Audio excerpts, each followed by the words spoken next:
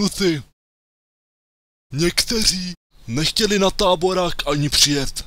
A mě by zajímalo, proč a kvůli čemu se nechtěli přijet do Koryčan. Tomu já opravdu nerozumím.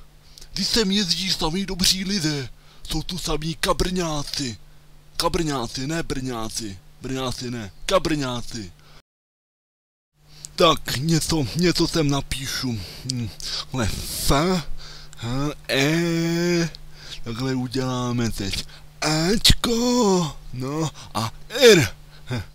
Tohle slovíčko jsem si našel ve slovníku. Znamená to strach z Koryčan. Co? Čeho se tu bojíte? No tak. Co je strašidelnýho na táboráku v Koryčanech?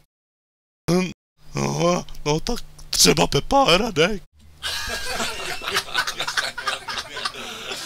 Já se bojím Radka. No. To já se teda víc bojím Pepy. Mimo Pepy a Radka?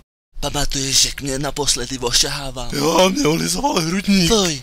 Vy buzničky, ale horší je Radek přece. Ne.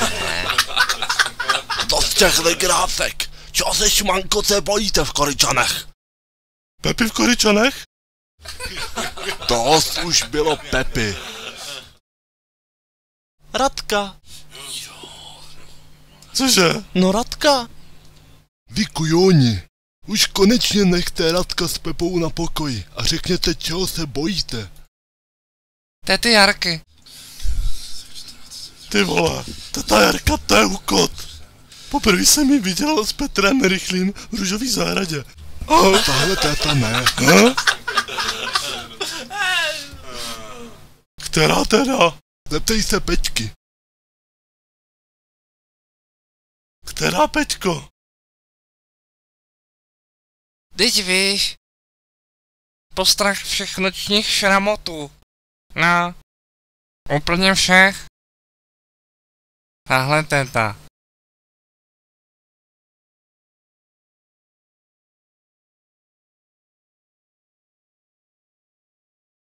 Ježiš. Teď je všechny přece znáte. Znáte tetu. A jo, ty vole. To je mazec. Tak to je hustý. Jo, tohle teta Jarka. Tak naposledy. Čeho se opravdu bojíte? Že na mě nezbyde boost? To je přesně ona. Peva, že se nevožeru jako prase. Takže.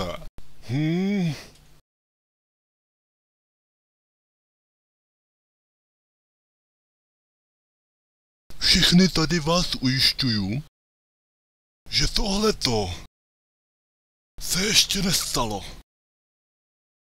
A to se tady takhle stylově paří už 20 let. Takže zhůru na táborák! Jo! Táborák!